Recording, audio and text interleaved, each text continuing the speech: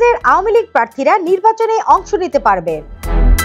আসন্ন নির্বাচনে আওয়ামী লীগের অংশগ্রহণ অনেকটাই অনিশ্চিত, কারণ দলটির কার্যক্রম নিষিদ্ধ রয়েছে। তাহলে এই অবস্থায় কি হবে দলটির ভবিষ্যৎ?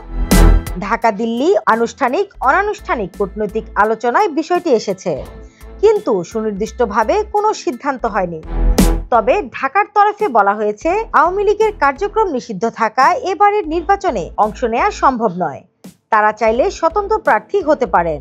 যাদের ইমেজ অপেক্ষাকৃত ক্লিন, তাদের পক্ষে স্বতন্ত্র প্রার্থী হওয়ার ব্যাপারে সরকারের কোনো আপত্তি নেই। কিন্তু যাদের বিরুদ্ধে মামলা মোকদ্দমা রয়েছে কিংবা মানবতা বিরোধী অপরাধের সঙ্গে সংশ্লিষ্টতা আছে, তাদের এমন কাউকে নির্বাচনে অংশগ্রহণের সুযোগ দেওয়া হবে না। মানবতা বিরোধী অপরাধের সঙ্গে যুক্ত থাকায় গত 12 মে এক প্রজ্ঞাপনে দলটির কার্যক্রম নিষিদ্ধ ঘোষণা করা হয়। যুক্তরাজ্য সহ ইউরোপের কয়েকটি দেশের পক্ষ থেকেও আওয়ামী লীগের অংশগ্রহণ নিয়ে সরকারের সঙ্গে অনানুষ্ঠানিক যোগাযোগ হয়। তাদেরকেও সরকার একই জবাব দেয়। ওদিকে আওয়ামী লীগের ক্লিন ইমেজের নেতাকর্মীদের নিয়ে সংগঠিত হতে চেয়েছিল একটি অংশ, কিন্তু শেখ হাসিনা তাতে মত দেননি। হাসিনা বিশ্বাস করেন লড়াই করে ফের দলকে সংগঠিত করতে সক্ষম হবেন মানবজমিনের খবর অবলম্বনে। নিউজ ডেস্ক, দৈনিক নতুন সময়, ঢাকা।